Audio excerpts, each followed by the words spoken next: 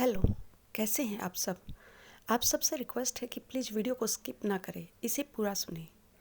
आज मैं आपसे एक कॉमन प्रॉब्लम के बारे में बात करना चाहूँगी।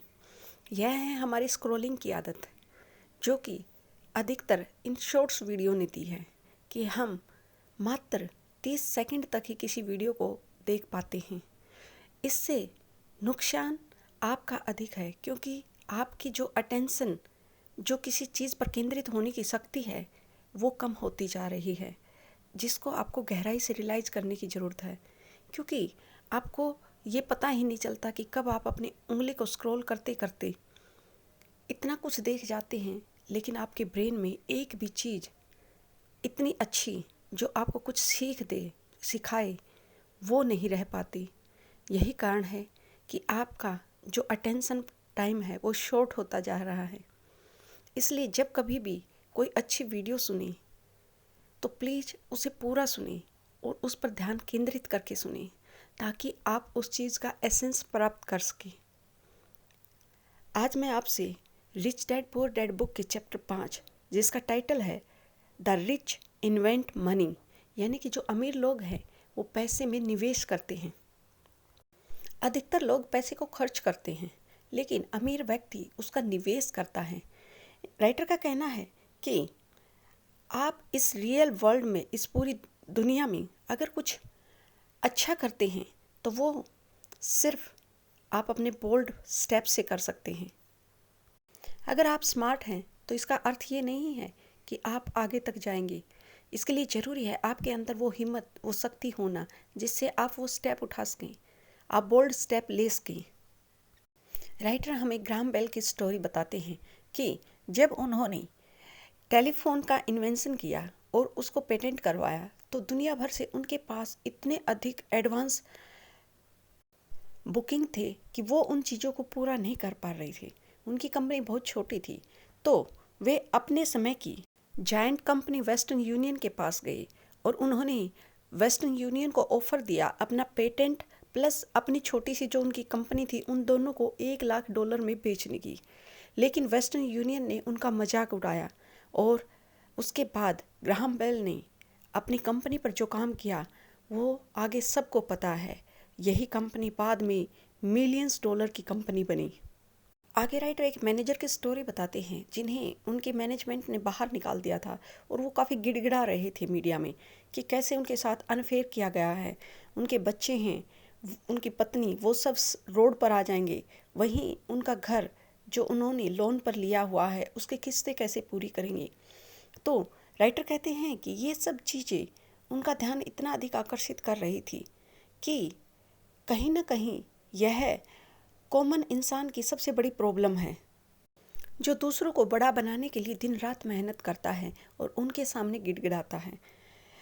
भगवान ने हम सब के अंदर इतनी ज़बरदस्त शक्ति दी है और उस शक्ति को हम पहचान नहीं पाते।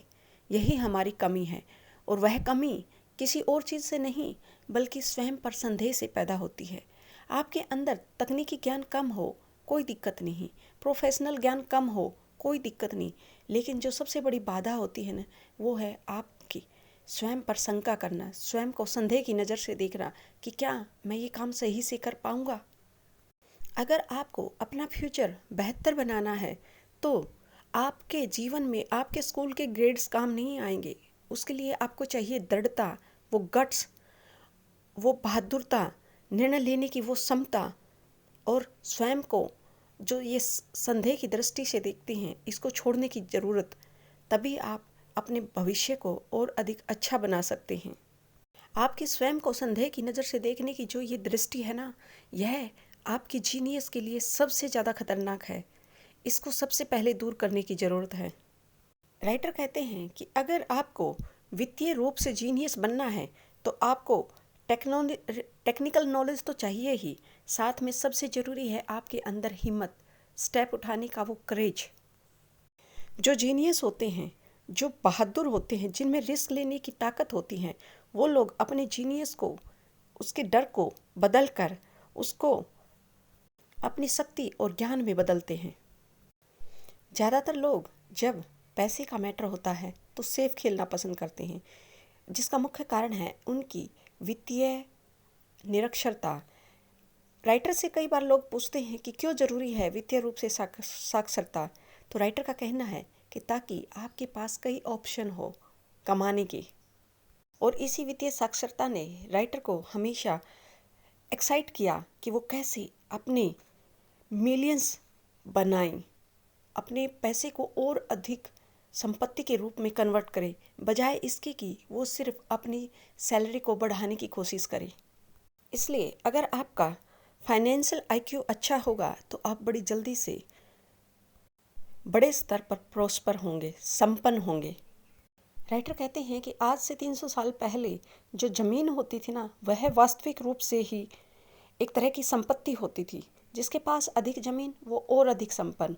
उसके बाद दौर आया फैक्ट्री का, प्रोडक्शन का, यानी कि जो जितनी बड़ी कंपनी का मालिक वह उतना ही अधिक अमीर। लेकिन आज का टाइम है इंफॉर्मेशन का। जिसके पास ज़्यादा इंफॉर्मेशन वह उतना ही अमीर है। एग्जाम्पल ले लीजिए आप, फेसबुक, यूट्यूब, ट्विटर, ये सब क्या हैं? नॉलेज के हब हैं। और यह नॉलेज लाइट के स्पीड से दौड़ती है। इसके लिए किसी बाउंड्री या फैक्ट्री की ज़रूरत नहीं होती। यही कारण है कि आज आप एक जगह से बैठकर दुनिया के किसी भी छोर में आप अपनी नॉलेज शेयर कर सकते हैं। और इसी के कारण आज दुनिया में सबसे अधिक जल्दी, अगर पीछे के टाइम से कंपैरिजन की जाए, तो सबसे अधिक मल्टी मिलेनियर बन रहे हैं। राइटर कहते हैं कि बहुत से लोग आज भी संघर्ष की स्थिति में हैं, जिसका मुख्य कारण है कि उनके पुराने विचार, वे अपने विचारों से ऐसे चिपके हुए हैं कि उनसे दूर ही नहीं होना चाहते। फिर वे कंप्लेंट करते हैं अपने बॉस की, अपने कुलीग्स की, कि नहीं, वो उनके साथ भेदभाव कर रहे हैं, जबकि वास्तविक रूप से उन्हें स्वयं के बारे में रियलाइज़ करना चाहिए। आज आप इस चीज़ को नॉर्मल समझ सकते हैं कि आज आपके फ़ोन के वर्जन हर मंथ चेंज हो रहे हैं। हर माह में एक नई वैरायटी का फ़ोन मार्केट में आ रहा है। तो ये सब चीज़ें अपने आप को कितना जल्दी अपडेट कर रही हैं। तो क्या इंसान को अपडेट होने की ज़रूरत नहीं है? तो क्या आपकी नॉलेज को अपडेट होने की ज़रूरत नहीं है?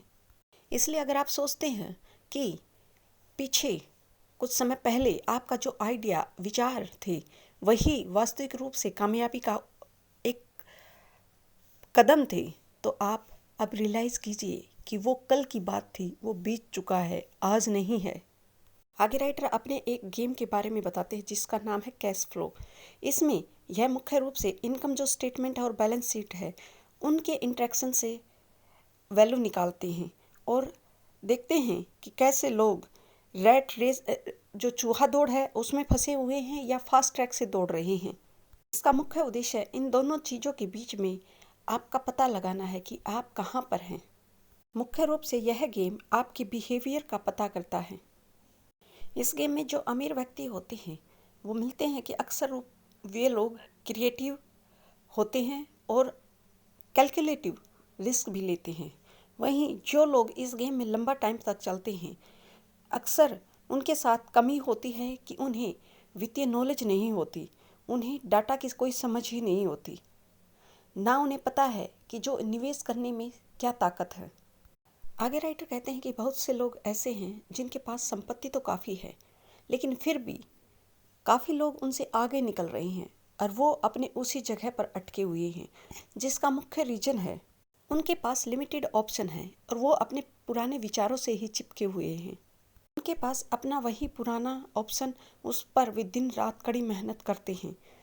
और यही कारण है क्योंकि उनकी जो इनकम का फ्लो है वो एक डायरेक्शन से हो रहा है, तो उनकी जो समृद्धि है वो और अधिक संपन्न नहीं हो पा रही है।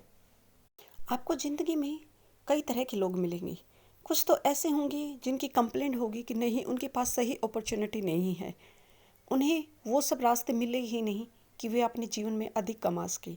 जिसका मुख्य कारण है कि वो हमेशा एक राइट टाइम की वेट करते हैं, जो कि हो सकता है ज़िंदगी में कभी भी ना आए, और आए तो बहुत लंबे समय के बाद।